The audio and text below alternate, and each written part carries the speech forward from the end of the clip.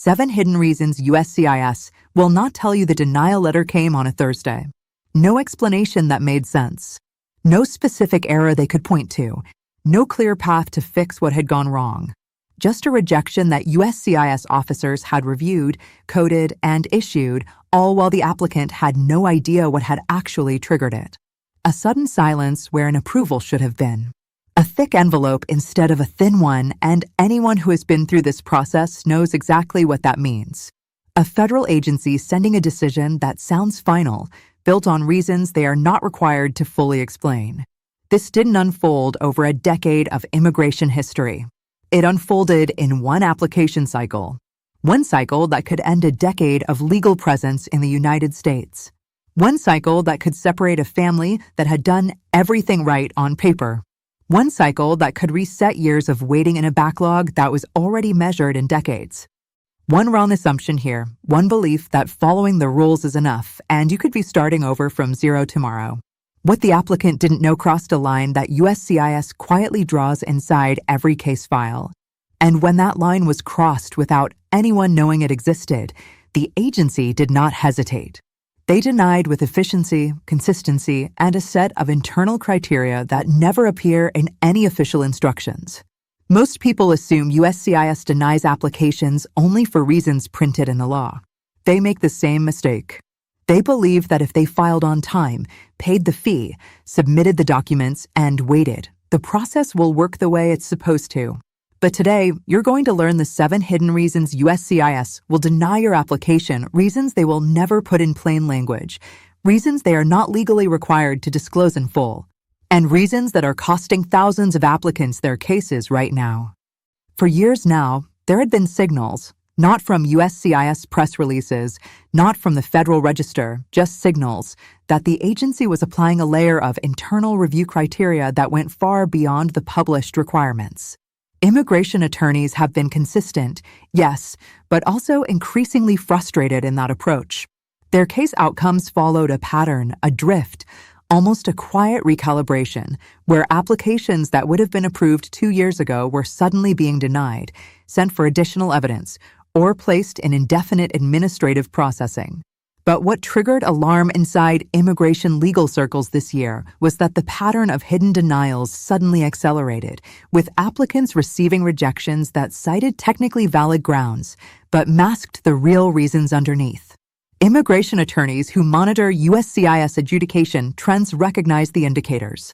The surge in requests for evidence on cases that are legally complete. The increased use of vague language like failed to establish eligibility without specifying what was missing. The growing number of denials citing derogatory information without identifying what that information is or where it came from. The sudden extension of processing times on cases that had been moving normally, followed by denials with no explanation for the delay. And when USCIS goes quiet on a case that should be moving, something has been found, flagged, and decided before you ever knew it was under review.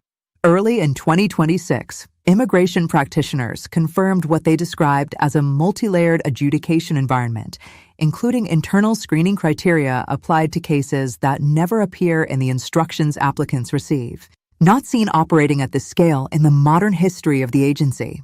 These are evaluation layers USCIS applies when looking for something specific. A reason to issue a request for evidence that expands the review window. A reason to transfer a case to a different adjudication center with a different approval culture. Or a reason to deny outright using technically valid statutory language that conceals the actual trigger. Observers weren't sure which layer applied to any given case, or whether multiple layers were activated at once. But one thing was clear. USCIS was adjudicating cases through a framework that applicants were never shown, and not knowing that framework existed was costing people everything. And when a federal agency operates on hidden criteria without public accountability, the people most at risk are the ones who trusted the published instructions completely. The reality confirmed by immigration attorneys this year was not routine. It was not a matter of individual officer discretion. It was systematic. Attorney after attorney described the hidden denial landscape as invisible, strategically obscured, and most importantly, designed in a way that protects the agency from appeals while leaving applicants with no clear target to challenge. But hidden criteria only work when the applicant doesn't know to look for them. You now know to look. So here are the 7 hidden reasons USCIS will not tell you and what you can do about each one.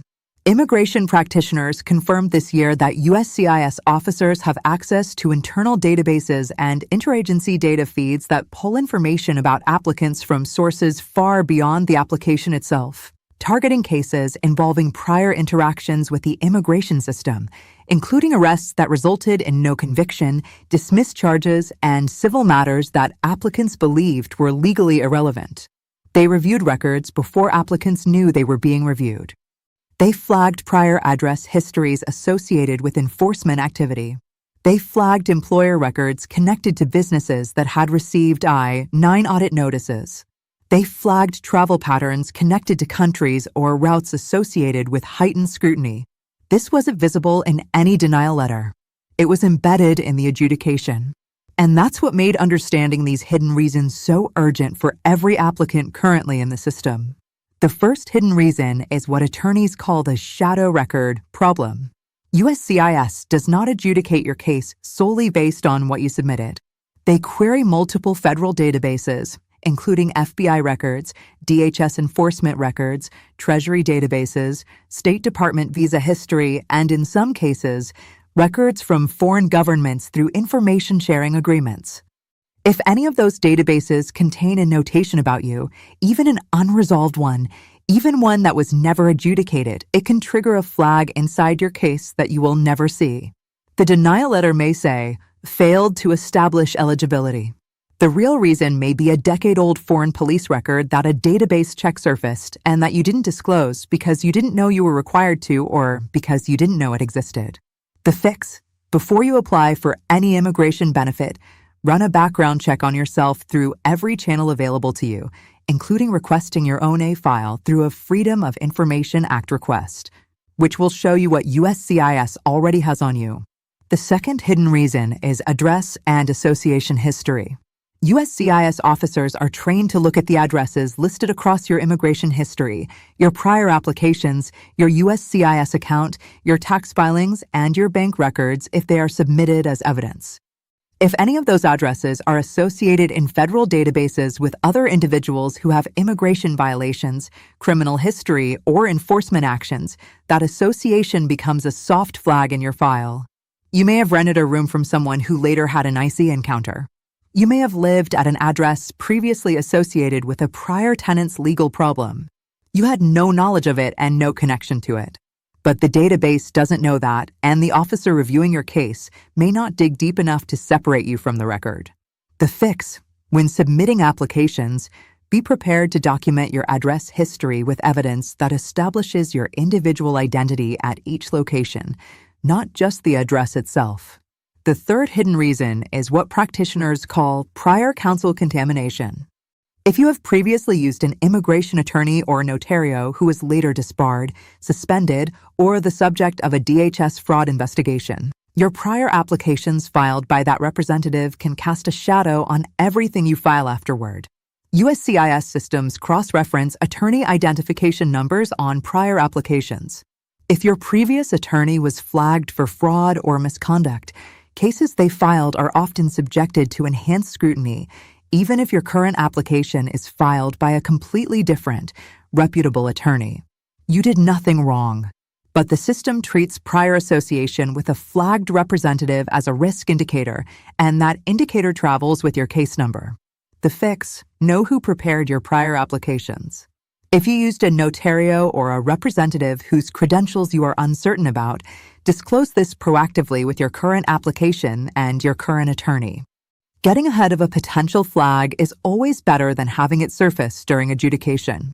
The fourth hidden reason is what immigration attorneys call the consistency trap. Every application you have ever filed with USCIS, the State Department, or any federal immigration agency is on record.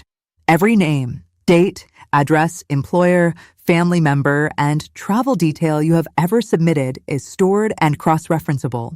If the information on your current application differs, even slightly from information on a prior application, the system flags the inconsistency. A different middle name spelling, a different date of entry, a prior address listed in a different order, a family member listed with a slightly different name spelling. These inconsistencies do not automatically equal fraud, but they can trigger a finding of lack of credibility, which is one of the most powerful denial tools in the adjudicator's kit because it doesn't require evidence of intent. It only requires a documented inconsistency. The fix: before submitting any immigration application, pull every prior application you have ever filed and compare the data field by field. If there are inconsistencies, address them with an explanatory letter before they are found by the system. The fifth hidden reason is employment history gaps. For work-based cases, H-1B, green cards through employment, O-1, and others, USCIS officers are increasingly scrutinizing employment history for gaps that are not explained anywhere in the application. A 6-month period between jobs 5 years ago. A period of self-employment that is not fully documented. A job title on the application that doesn't match the job title in the tax records submitted as supporting evidence. None of these things are automatically disqualifying, but each one is a potential trigger for a request for evidence, and a poorly answered RFE can turn a minor gap into a denial. What makes this hidden is that the instructions don't tell you to explain gaps. The form doesn't ask you to address them. But the officer reviewing your case is looking for them, and if you didn't address something they found, the RFE they issue will be worded in ways designed to limit what you can submit in response.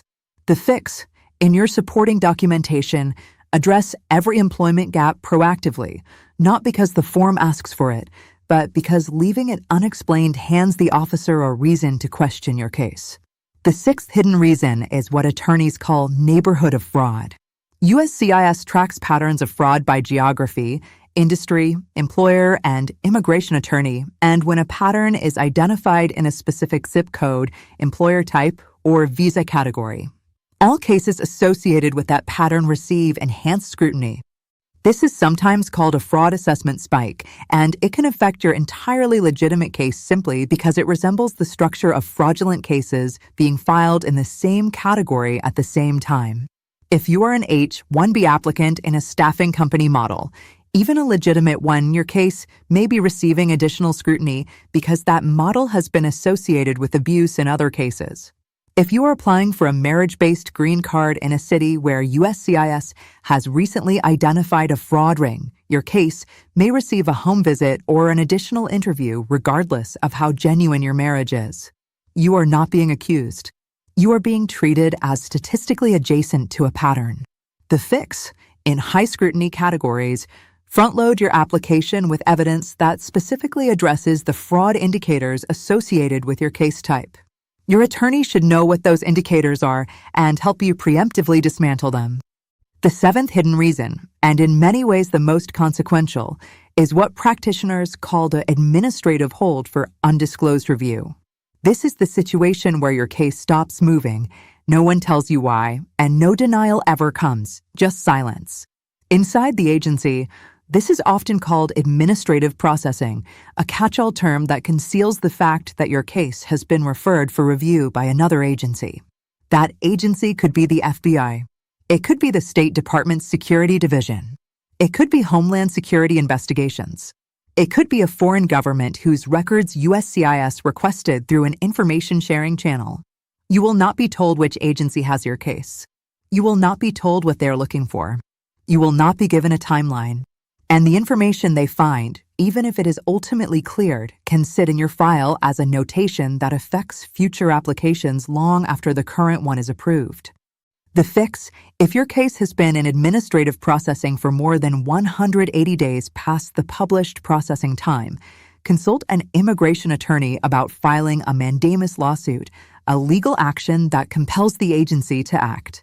Courts have increasingly ordered USCIS and the State Department to move on cases that have been in unexplained holds for unreasonable periods.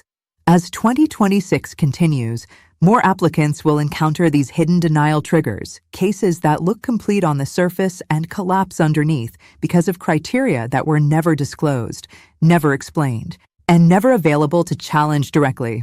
But one thing is already clear. Knowing this right now does not make you a criminal. It makes you smart. It means you're prepared. It means you're protecting your family from a system that rewards the informed and penalizes the ones who trusted the instructions alone.